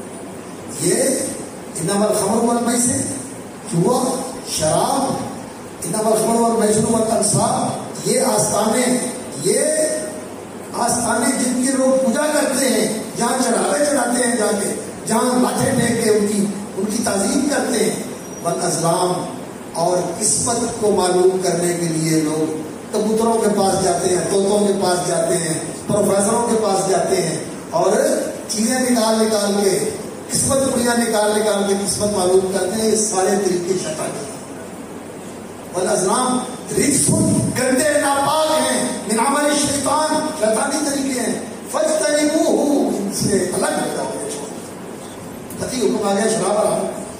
حضرت انس رضی اللہ تعالیٰ عنہ کہتے ہیں میرے اللہ اکبر اسٹیپ فادر، ان کی والدہ کے شوہر باپ ان کے فوت ہو گئے تھے، والدہ نے دوبارہ نکاح کر لیا طلاق کے ساتھ. تو کہتے ہیں ان کے گھر میں شراب کی مجلس جمی ہوئی تھی اور میں پلا رہا تھا ان کو شراب اور لوگ پی رہے تھے. دیکھے کہ گلیوں میں اعلان ہو رہا ہے کہ کوئی آواز اعلان کر رہا ہے، جیسے پہلے زمانے میں نہیں آپ لوگوں نے دیکھا گلیوں پر لوگ منادی کرنے والا، وہ کنستر کے ساتھ دبا کے کنڈی اس کے اوپر لکڑی نے باندھ کے کہتا تھا لوگوں سن لو، لوگوں سن لو، لوگوں سن لو. اب لاؤڈ اسپیکر ہو جاتا ہے یا پروڈکشن پر اعلان کروا دیا جاتا ہے. بس مدینے کے اندر اعلان ہو رہا ہے اس چیز کا، آگے تم کے سن کے دیکھو کیا ہو رہا ہے. شراب حرام کر دی گئی. اہل ایمان ان الخمر قد حرمت، شراب حرام ہو گئی. اللہ رب العزت نے قرآن میں آیت نازل فرما دی کہ شراب حرام ہے. حضرت انس کہتے ہیں شراب کی مجلس قائم تھی، کسی نے پیالے میں ڈالی ہوئی تھی، کسی کے ہاتھ میں پکڑی ہوئی تھی اور کسی کے منہ کو لگی ہوئی تھی. جو منہ کو لگی ہوئی ہے وہ اندر نہیں گئی، جو منہ کے اندر ہے وہ نگلی نہیں ہے، وہ اگلتی ہے. اور پھر لوگوں نے دیکھا کہ شرابوں کے مٹکے لوگوں نے گلیے کے اندر نالیوں میں بہا دیے، لوگوں نے ڈیل دیا شراب چھوڑ دی. کوئی اللہ اکبر نارکوٹکس کی پولیس جو ہے نا، منشیات کا انسداد کے لیے کوئی نارکوٹکس کا محکمہ قائم نہیں کرنا پڑا. ایمان تھا جس نے لوگوں کو اللہ اکبر 1 منٹ کے اندر، جو رسیاں تھے شراب کے، صدیوں سے شراب پینے پلانے والے تھے، اللہ کے ایک حکم نے ان سے شراب چھڑا دی. یہ ہے ایمان. ایمان جو ہے یہ انسان کا سپنا ہے. اور آج اگر ہم ایسے نہیں ہیں تو اس کی وجہ ہمارے ایمان کی کمزوری ہے، ہمارے ایمان کی کمزوری ہے. سنتے رہتے ہیں. ایمان یقین کا نام ہے، اور یقین انسان کو 1 منٹ میں یہاں سے اٹھا کے وہاں پہنچا ہے. 1 منٹ کے اندر. موسیٰ علیہ السلام کے جادوگر جو تھے، دیکھا نہیں، پتہ چل گیا کہ جادو اور ہوتا ہے اور موسیٰ علیہ السلام کا معجزہ اور ہے. یہ جو موسیٰ علیہ السلام نے کام کیا ہے یہ تو اللہ کا کام ہے، یہ کسی انسان کا کام نہیں کہ لکڑی سانپ بن جائے اور سانپ بھی ایسی انتہا بن جائے کہ جو کچھ ہے سب کو نکل جائے. وہ تو ڈر رہے تھے کہ سانپ بھی نکل جائے. جادوگر بھی ڈر رہے تھے، کہنے لگے آمنا برب ہارون و موسیٰ، اور ایمان لے اور اسی وقت اتحاد شروع ہو گیا. فرعون نے کہا میں تمہیں سب کو کھجور کے تنوں کے اوپر لٹکا کے ترسا کے ماروں گا، بھوکا اور پیاسا، اور دیکھنا تمہیں پھر اس کا سزا کیا ملے گی. کہنے لگے جا جو کرنا ہی کر لے. انا آمنا برب ہارون و موسیٰ، ہم نے موسیٰ اور ہارون کے رب کو مان لیا. ہمارا ایمان ہے، تو ہمارے ایمان کو ڈگمگا نہیں سکتا، ہمارے ایمان سے تو ہمیں پیچھے ہٹا نہیں سکتا. ہم مر جائیں گے ایمان سے. اور ہمیں تو خون آ جائے کہیں سے، کوئی جتنے مرضی لگے ہوئے ہوں سارے ایسے ہو جاتے ہیں. پتہ اب پتہ نہیں کہاں کون ہوا ہوگا. اللہ اکبر. اللہ تعالیٰ رحم کرے. ایمان ہے جو انسان کے اندر قوت پیدا کرتا ہے. ایمان ہے جو انسان کو کھڑا کرتا ہے. ایمان نے فوراً سے شراب چھڑا دی شراب سے. تو پھر رسول اکرم صلی اللہ علیہ وسلم نے یہ حکم بیان فرمایا. امام النسائی رحمۃ اللہ علیہ نے کتاب الاشربہ کے اندر جو حلال مشروب ہے وہ کون سے ہیں؟ پانی ہے، دودھ ہے، شہد ہے، اور اللہ رب العزت نے جو پھل پیدا کیے ہوئے ان کے جوس ہیں، آپ استعمال کریں. لیکن جب اس کے اندر نشہ پیدا ہو جائے، نشہ کیا ہوتا ہے؟ نشہ ہوتا ہے وہ سرشاری، یعنی انسان کے اندر ایک جوش پیدا ہوتا ہے اور جوش کے ساتھ ایک خوشی پیدا ہوتی ہے. جوش اور خوشی, اور اس سے انسان کو لطف حاصل ہوتا ہے. انسان اپنے اندر ایک انجوائمنٹ محسوس کرتا ہے اور ایک اپنے اندر جوش اور ہیجان محسوس کرتا ہے, جیسے کوئی چیز اس کو اٹھا رہی ہے. اور اس کے ساتھ انسان کے اندر پھر یہ ہوتا ہے کہ میں یہ کام کروں, قوت والا کام کروں, یا کوئی چیز کھانے کا جذبہ پیدا ہوتا ہے کہ میں اس کو کھاؤں, گوشت کھاؤں, یا کسی کام کے کرنے کا جذبہ ہوتا ہے کہ یہ میں کر لوں. اور پھر جب یہ جوش اور جذبہ بڑھتا ہے تو پھر اس کے راستے میں جو آتا ہے مطلب کسی جگہ سے چھت بن گیا, نشہ اس کو اندر کر دیتا ہے, اسے اپنے رشتوں کا بھی پتا نہیں رہتا. ہاں, ماں اور بہن کے رشتے کا تقدس اس کے ساتھ رہتا. وہ کہتا ہے کہ اب میں نے بس اپنی جنسی حوث کو پورا کرنا ہے, کوئی چیز میرے ساتھ نہیں. یہاں بھی ہوتا ہے, وہاں بھی ہوتا ہے, وہاں تو بہت زیادہ ہوتا ہے. میرے جاننے والے ڈاکٹر ہیں امریکہ سے, وہ کہنے لگے ہمارے پاس جو کیس آتے ہیں سارے ایسے ہی کیس ہوتے ہیں کہ گھر کے اندر کسی نے بیٹی کو حوث کا نشانہ بنا دیا, کسی نے بیٹے کو حوث کا نشانہ بنا دیا, کسی نے ماں کے اوپر ہاتھ ڈال دیا, کسی نے ماں کے اوپر ہاتھ ڈال دیا. اللہ اکبر, اللہ اکبر. شراب انسان کو اندر کر دیتے ہیں. تو رسول اکرم صلی اللہ علیہ وسلم نے فرمایا جو چیز بھی نشہ آور ہے وہ حرام. لیکن ایک مسئلہ جو ہے وہ ایسا پیدا ہوا, آپ لوگوں نے پڑھا ہوگا, سنا ہوگا کہ کوفے کے کچھ فقہا, خاص طور پر ابراہیم بن یزید النخعی تابعی ہیں, اور بڑے ہی پاک اور بڑے ہی پرہیزگار تھے, لیکن کبھی کسی مسئلے کے سمجھنے میں غلطی لگ جاتی, کسی مسئلے کے سمجھنے میں غلطی لگ جاتی. انہوں نے یہ بات کہی, ایک تو یہ کہ شراب وہ ہوتی ہے جو انگور سے بنے. شراب کون ہوتی ہے؟ انگور سے بنائی جائے.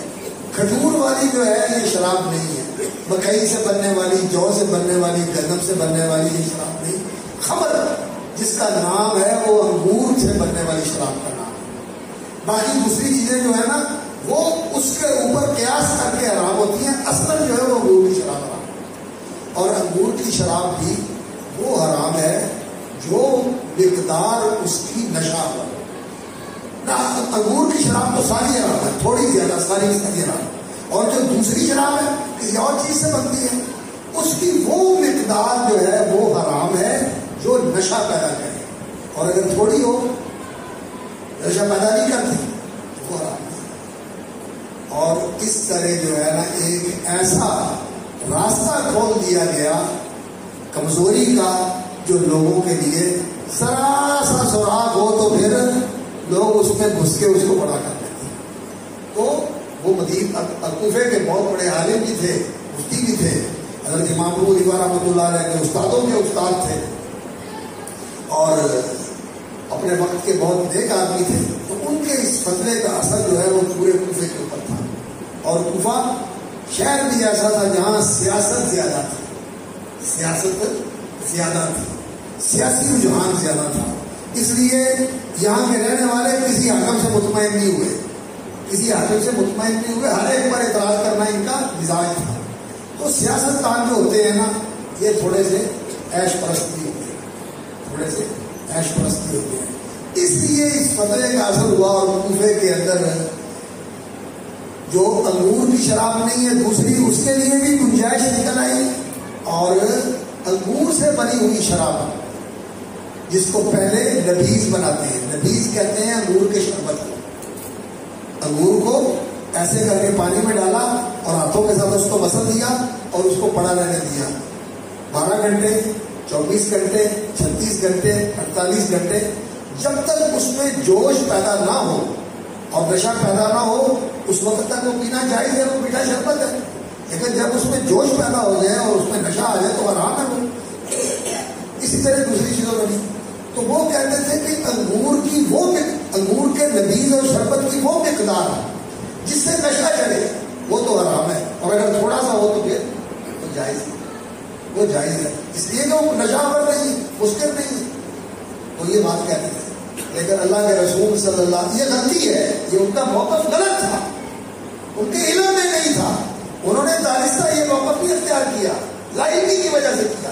اللہ کے رسول صلی اللہ علیہ وسلم نے فرمایا ما اسکر کثیرہ فقلیلہ حرام، جس کا زیادہ مقدار شراب نشہ آور ہے اگر اس کا ایک قطرہ بھی پی لیا جائے تو وہ بھی حرام ہے، وہ بھی حرام ہے، اللہ کے رسول کا فرمان ہے۔ لیکن ان کو نہیں پتا چلا، انہوں نے کہا کہ جو نشہ آور ہو وہی حرام ہے، اور اگر تھوڑی ہو وہ نشہ آور نہیں ہے اس لیے وہ حرام نہیں ہے، غلطی لگتی ہے۔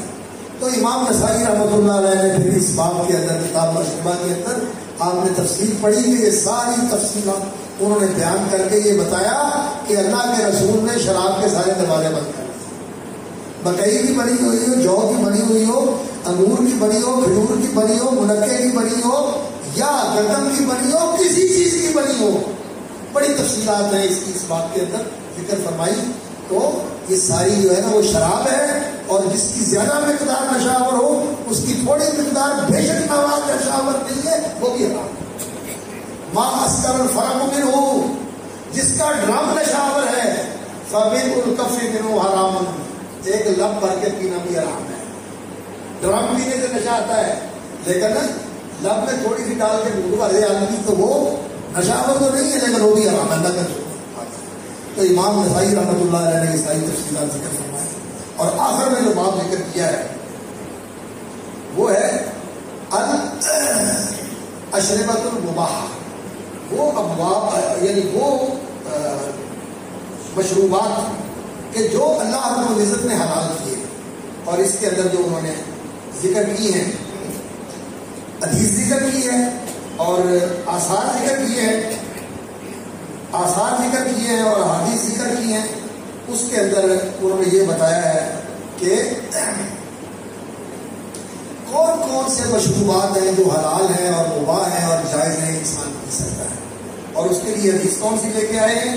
حدیث لے کے آئے ہیں حضرت ام سلیم رضی اللہ تعالیٰ عنہ، حضرت انس رضی اللہ تعالیٰ عنہ کی والدہ تھی ام سلیم، اور یہ نبی صلی اللہ علیہ وسلم کی ننہالی رشتے دار تھی، خالاؤں میں سے تھی۔ نبی صلی اللہ علیہ وسلم کی والدہ کا خاندان مدینے کا رہنے والا تھا، منظورہ، تو یہ آپ کی ننہالی رشتے دار تھی، اور نبی صلی اللہ علیہ وسلم کی بہت ہی زیادہ میزبان تھی۔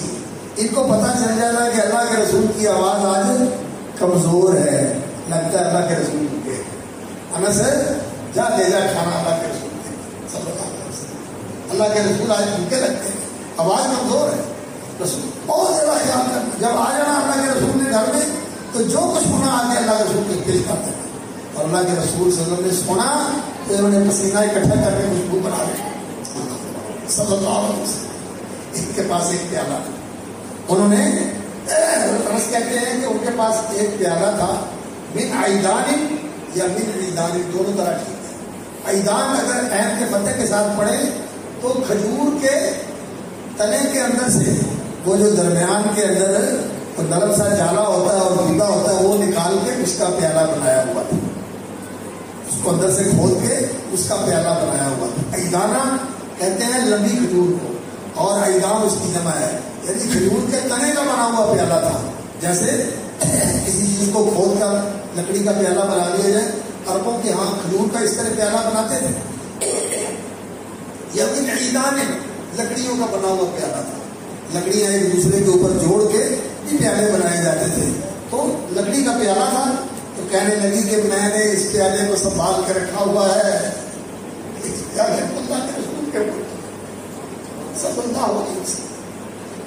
اتنا مقدس ہے کہ اس کو اللہ کے رسول کے ہونٹوں نے چوما ہے، یہ آپ کے منہ کو لگا ہوا ہے، اس لیے میں نے اس کو سنبھال کے رکھا ہوا ہے، اور میں نے اس پیالے کے ساتھ اللہ کے رسول صلی اللہ علیہ وسلم کو سارے ہی مشروب پلائے ہیں، اللہ اکبر، پانی بھی پلایا ہے، شہد بھی پلایا ہے، دودھ بھی پلایا ہے، اور کھجوروں کا شربت بھی پلایا ہے۔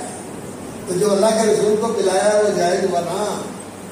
انہوں نے کہا کہ یہ ساری چیزیں جائز ہیں، یہ ساری چیزیں جائز ہیں، لیکن کھجور کا شربت تب تک جائز ہے جب تک اس میں جوش نہیں آتا، ابال نہیں آتا، بلبلے نہیں بنتے۔ جب بلبلے بننے شروع ہو جائے پھر کام خراب ہو گیا۔ یہ جو باہر کا جوش ہے نا یہ اندر جا کے اور جوش بنا جاتا ہے، یہ انسان کے اندر حیران پیدا کرتا ہے۔ تو یہ تو انہوں نے حدیث بیان کی، اور اس کے بعد پھر انہوں نے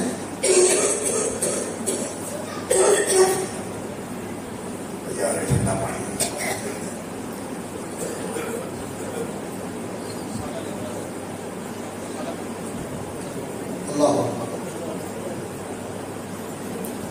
تو کہتے ہیں کہ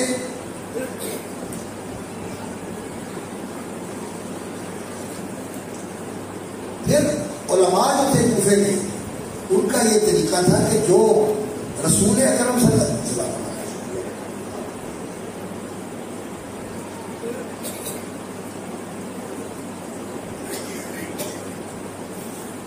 جو علماء تھے اہل حدیث کے اوپر اپنے فقہ، اجتہاد اور اپنی زندگی کے اصولوں پہ چلانے کے لیے قرآن اور حدیث کو سامنے رکھتے تھے، وہ لوگ بھی کوفہ میں موجود تھے۔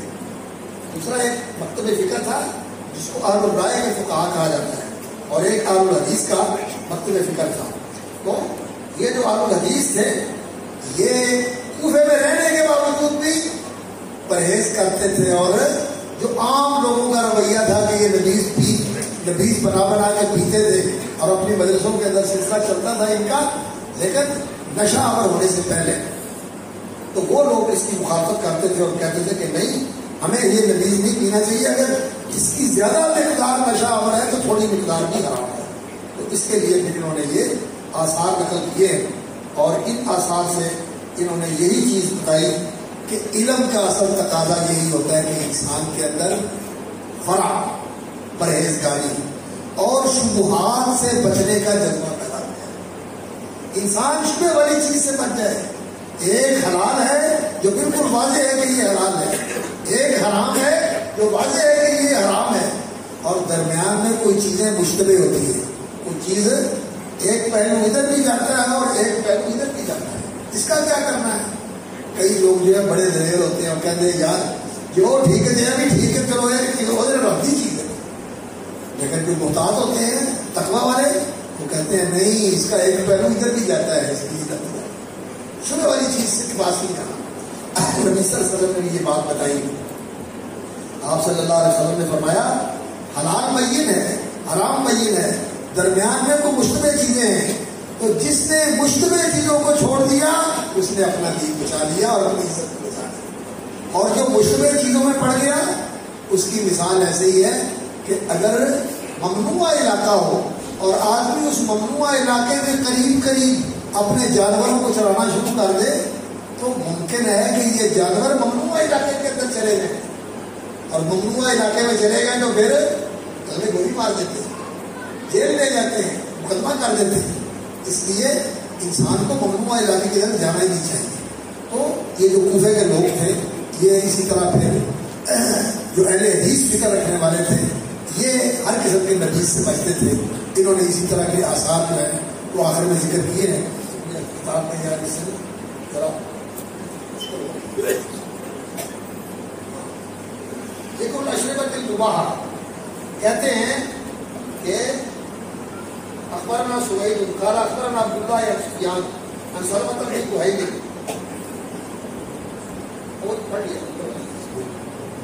اخبرنا عبد الله عن سفيان عن سلمة بن كهيل عن زر بن عبد الله عن سعيد بن عبد الرحمن بن افزع النبي قال سألت ابي بن كعب عن النبي۔ سعید بن عبد الرحمن بن افزع یہ تابعی ہیں اور صحابی کے بیٹے ہیں، عبد الرحمن بن افزع صحابی تھے۔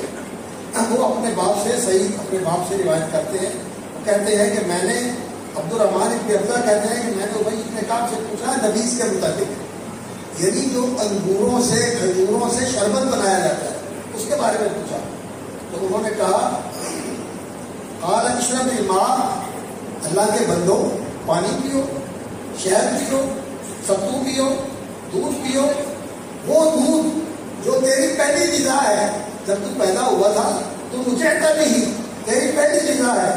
تم میں نے کہا کہ نبیذ کے بارے میں کوئی گنجائش بتائے، کوئی گنجائش ہے نبیذ؟ تو کہنے لگے الخمرہ ترید، الخمرہ ترید، تو یہ چاہتا ہے کہ میں تیرے لیے شراب کی گنجائش نکالوں؟ نہیں، یہ نہیں ہو سکتا۔ پرہیزگار لوگ جو تھے وہ راستہ نہیں کھولتے، تو انہوں نے راستہ روک دیا کہ نہیں، نبیذ نہیں پینا۔ پھر تیسری روایت ہے اخبرنا احمد بن علی بن سعید بن ابراہیم قال حدثنا القواريري قال حدثنا معتمر بن سليمان عن ابي عن محمد عن عبيدة عن ابن مسعود۔ یہ عبیدہ السلیمانی یہ حضرت عبداللہ بن مسعود کے شاگرد ہیں۔ اور امام نسائی رحمۃ اللہ نے حضرت عبداللہ بن مسعود کا یہ قول یہاں ذکر کیا ہے، اللہ اکبر، قال احدث الناس اشربۃ، لوگوں نے کئی شربت ایجاد کر لیے، لوگوں نے کئی شربت ایجاد کر لیے ہیں، ما ادری ما ہی، میں نہیں جانتا کہ یہ کیسے ہے، لوگوں نے ایجاد کیے ہوئے ہیں۔ فمالی شراب منذ 20 سنہ، ابن مسعود کہتے ہیں کہ میں تو 20 سال ہو گئے ہیں، اللہ اکبر، یا انہوں نے کہا کہ 40 سال ہو گئے ہیں، میں تو پانی اور ستو کے علاوہ اور کچھ نہیں پیتا۔ کون ہے عبداللہ بن مسعود؟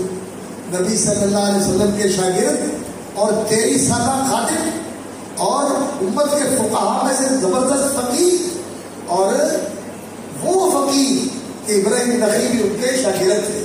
تو استادوں کی بات تو یہ ہے، استاد تو یہ کہتے ہیں اور شاگرد کو غلطی کرتے ہیں، شاگرد کو ابراہیم نخعی رحمۃ اللہ علیہ کو غلطی لگ گئی، تو وہ کہتے ہیں غیر انہ لم یذکر النبیذ، تو انہوں نے جو کہا کہ میں تو ستو اور پانی پیتا ہوں، تو انہوں نے نبیذ کا ذکر نہیں کیا، نبیذ نہیں پیتے تھے عبداللہ بن مسعود رضی اللہ عنہ، وہ کوفے میں رہے، حضرت عمر نے ان کو کوفے میں بھیجا، کوفہ میں رہے، کوفے کے استاد تھے وہ۔ اور پھر اگلی روایت ہے، اخبرنا سہیل قال اخبرنا عبداللہ بن عون بن محمد بن سیرین عن عبیدہ قال حدث الناس اشربۃ ما ادری ما هي وما لي شراب منذ 20 سنہ الا الماء واللبن والعسل۔ عبداللہ بن مسعود کا بھی یہی عمل تھا اور ان کے شاگرد عبیدہ کا بھی یہی عمل تھا کہ میاں لوگوں نے یہ مشروب اور یہ شربت بنائے ہوئے ہیں، میں تو ان کو نہیں جانتا، میں تو 20 سال ہو گئے یا دودھ پیتا ہوں یا پانی پیتا ہوں یا شہد پیتا ہوں، شہد یا دودھ یا پانی۔ اسی طرح اگلی روایت ہے، یہ بھی عبیدہ بھی کوفے میں رہے، یہ عبداللہ بن مسعود کے شاگرد یہ بھی کوفے میں رہے۔ اخبرنا اسحاق بن ابراہیم اخبرنا جریر عن ابن شبرمہ، عبداللہ ابن شبرمہ یہ کوفے کے قاضی تھے اور امام ابو حنیفہ رحمۃ اللہ علیہ کے اثر بھی ہیں اور ان کے ہم مرتبہ فقیہ بھی ہیں۔ قال طلحہ من اہل الکوفہ فی النبیذ فتنۃ، طلحہ ابن مصرف الیامی یہ بہت بڑے عالم ہیں اور حدیث کے راوی ہیں، وہ کہتے ہیں کہ جو کوفے والے ہیں نا، یہ نبیذ کے نام پر جو شربت بناتے ہیں یہ اس فطرے میں مبتلا ہے، جیسے آج کل فطرہ ہے نا بدعتوں کا فطرہ ہے، ہر جگہ کوئی نہ کوئی روز نئی بدعت شروع ہوتی ہے اور لوگ بڑے لپک کے اس کی طرف بڑھتے ہیں۔ تو کوفے کے اندر لوگوں میں جو فتنہ تھا نا وہ نبیذ کا فتنہ تھا کہ ہر بندہ اس میں پھنسا ہوا ہے، یربو فیہ الصغیر ویحرم فیہ الکبیر، چھوٹے اس میں بڑے ہوتے ہیں اور بڑے اس میں بوڑھے ہوتے ہیں، یعنی لوگوں کی زندگیاں گزر جاتی ہیں اور یہ فتنہ ختم نہیں ہوتا۔ قال وکان اذا کان فیہ عرس، اور جب ان کے متعلقین اور رشتے داروں میں کچھ شادی ہوتی ہے، کوئی شادی کا اجتماع ہوتا، تو یہ کیا کرتے ہیں، کان طلحہ و زبیر، طلحہ اور زبیر ان کے دوست تھے، زبیر بن الحارث، یہ دونوں کیا کرتے تھے، جب شادی کا اجتماع ہوتا، آپ لوگ بھی شادی کے موقع پر لوگوں کو مشروب پیش کرتے ہیں، آج کل تو کوک اور پیپسی چلتی ہے نا، لیکن اس دور میں یسقیان یا لبن والعسل، تو وہ دودھ اور شہد پلاتے تھے، مہمانوں کو دودھ اور شہد پلاتے تھے۔ فقیل علی طلحہ کو کہا گیا الا تسقیم النبیذ، شربت بنا کے پلا دو، تو کہنے لگے میں نشہ آور چیز کا سبب بنوں اور میں اس کو پیش کرنے والا بنوں، گناہ کے معاملے میں میں معامل بنوں، یہ نہیں ہو سکتا۔ اخبرنا اسحاق بن ابراہیم قال اخبرنا جریر قال کان ابن شبرمہ لا یشرب الا الماء واللبن، عبداللہ ابن شبرمہ جو قاضی تھے وہ بھی دودھ اور پانی کے سوا اور کچھ نہیں پیتے تھے، یعنی یہ نشے والی چیزیں یا نشے کا ذریعہ بننے والی چیزیں استعمال نہیں کرتے تھے۔ تو یہ آثار ذکر کر کے امام نسائی رحمۃ اللہ علیہ نے یہ مسئلہ بیان فرمایا کہ علم کا اصل حاصل یہ ہے کہ انسان کے اندر تقویٰ اور پرہیزگاری آ جائے، انسان شبہات سے بچنے والا بن جائے، انسان رخصتیں نہ ڈھونڈے، عزیمت کے اوپر قائم رہے اور تعویلیں نکال کے اور ادھر ادھر کے راستے نکال کر چیزوں کو حلال کرنے والا کام نہ کرے، جو بین حلال ہے اس پہ قرار کرے، بین حرام سے بھی بچے اور شبہات سے بھی بچے. اصل علم جو ہے وہ اللہ کی خشیت کا نام ہے اور وہ تقوی کا نام ہے. العلم ایمان اور تقوی کا نام ہے. اللہ پہ یقین اور تقوی اور پرہیزگاری یہ ہے اس علم کا حاصل. اس پر امام رحمۃ اللہ علیہ نے اس باب کو ختم کیا ہے یہ بتانے کے لیے کہ عزیزوں، علم والوں، دین سے تعلق رکھنے والوں، اپنی زندگی کے اندر تقوی، حرام سے بچنا، فرض کو چھوڑنا نہیں، اس کو چھوڑنے سے بچو، حرام کا ارتکاب نہیں کرنا، اس کے ارتکاب سے بچو، یہ تقوی ہے. اور دوسری طرف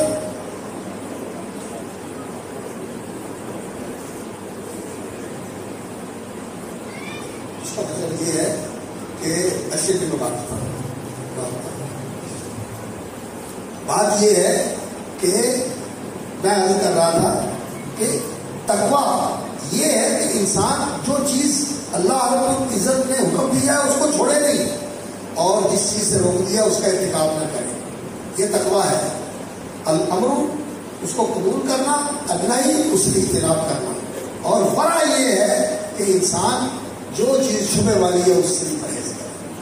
دین تقوی اور ورع کا نام ہے. انہوں نے ڈاکٹر شرافت علی صاحب کے نام سے ذکر کیا ہے کہ وہ نبیذ پینے کی تلقین کرتے ہیں.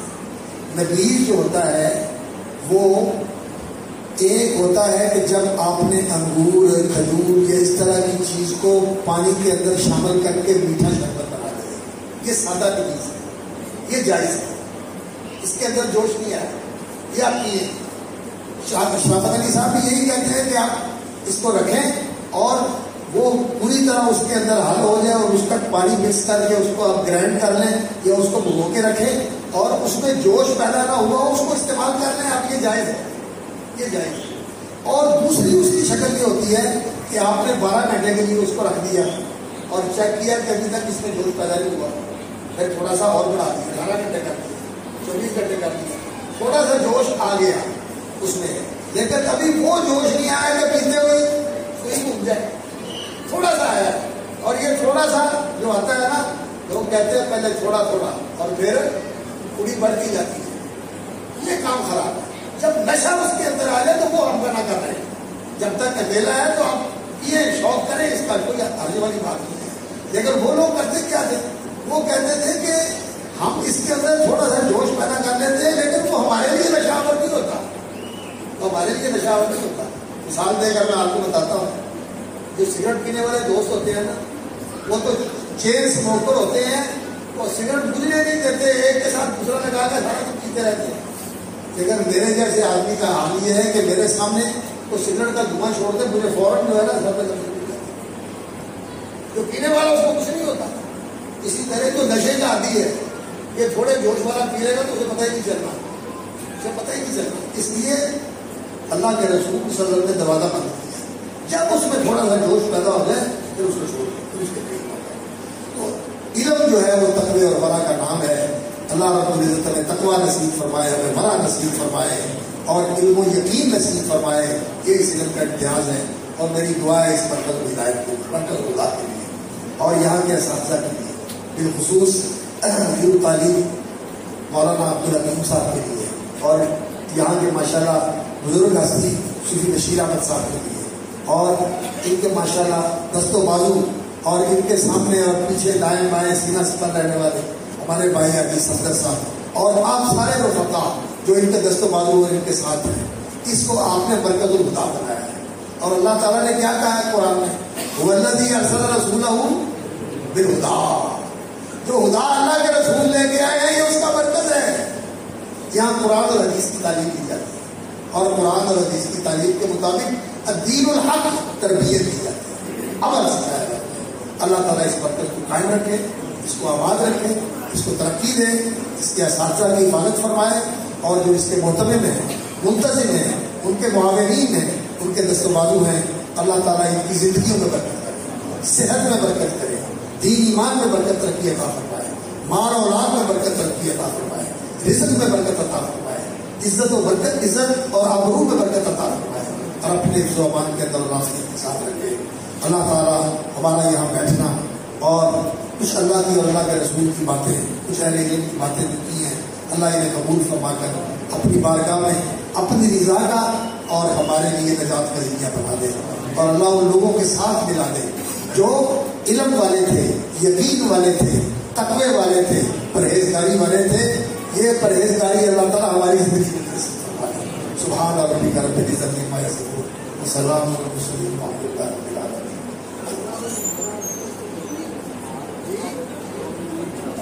بہت زیادہ ٹائم دیا۔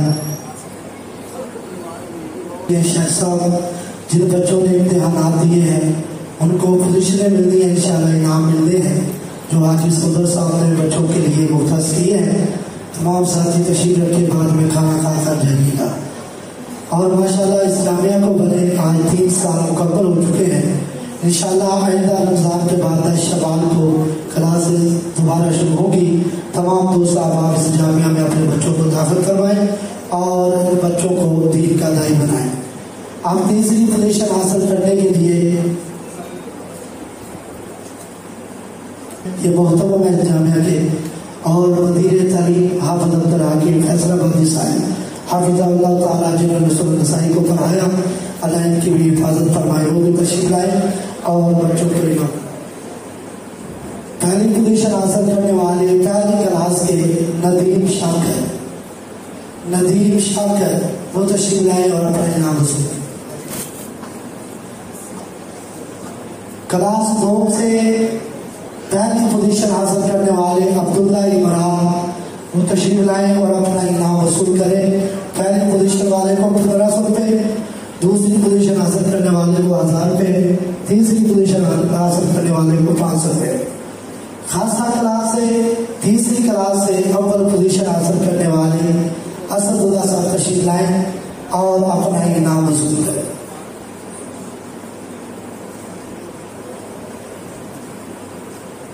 پہلی کلاس سے دوسری پوزیشن حاصل کرنے والے عبداللہ حبیب تشریف لائیں اور اپنا انعام وصول کریں۔ دوسری کلاس سے محمد شعیب تشریف لائیں اور اپنا انعام وصول کریں، انہوں نے دوسری پوزیشن حاصل کی۔ تیسری کلاس سے محمد طلحہ ساجد تشریف لائیں اور اپنا انعام وصول کریں۔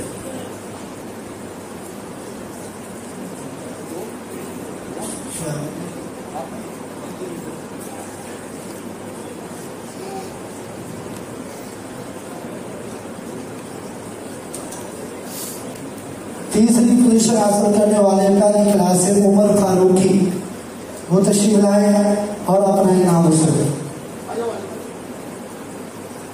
صوفی بشیر صاحب بھی تشریف لائے اور بچوں کے اندر انعام حاصل کریں۔ اللہ تعالیٰ ان کو صحت ایمان والی نبی زندگی عطا فرمائے، مطلع اللہ بطول حیات۔ عمر فاروقی صاحب تشریف لائے اور اپنی تیسری پوزیشن حاصل کریں۔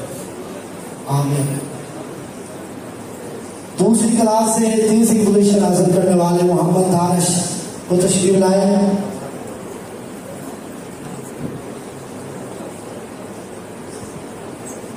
اور تیسری کلاس سے 100 پوزیشن حاصل کرنے والے عبداللہ ارشد وہ تشریف لائے اور اپنا انعام وصول کرے۔ کھانا انشاءاللہ علماء کے لیے بھی میں سب علماء کا مشہور ہوں۔ حافظ عبدالرزاق اظہر صاحب تشریف لائے، قاری نصیر الرحمن عثمانی صاحب، قاری عدنان طارق صاحب اور دیگر عبدالقیوم مدنی صاحب اور صادقی سے علماء تشریف لائے، عبداللہ انتظار صاحب، عثمان افضل صاحب، قاری عتیق صاحب، میں سب کا ممنون اور مشہور ہوں۔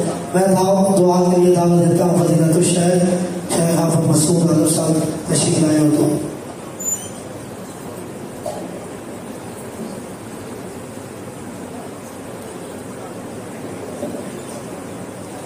اللهم لك الحمد كله ولك الشكر كله، اللهم لك الحمد اولا واخرا ولك الحمد ظاهرا وباطنا، اللهم لك الحمد من السماوات ومن الارض ومن ما بينهما ومن ما شئت من شيء بعد. اللهم صل على محمد وعلى ال محمد وبارك على محمد وعلى ال محمد كما صليت وباركت على ابراهيم وعلى ال ابراهيم انك حميد مجيد. ربنا آتنا في الدنيا حسنة وفي الآخرة حسنة وقنا عذاب النار. اللهم إنا نسألك علما نافعا وعملا صالحا متقبلا ورزقا حلالا طيبا واسعا وشفاء من كل داء.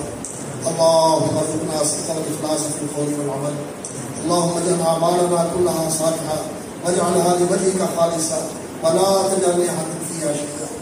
اللهم إنا بك وإليك لا تجعلنا بدعائك أشقياء وكن بنا رؤوفا رحيما. وإلهكم إله واحد لا إله إلا هو الرحمن الرحيم. ألف لام ميم الله لا إله إلا هو الحي القيوم. اللهم إنا نسألك باسمك الأعظم الطيب المبارك الذي إذا سئلت به أعطيت وإذا دعيت به أجبت وإذا استغفرت به رحمت. اللهم اغفر لنا وارحمنا وعافنا واعف عنا. اللهم اغفر لنا ولوالدينا وللمؤمنين والمؤمنات والمسلمين والمسلمات الأحياء منهم والأموات.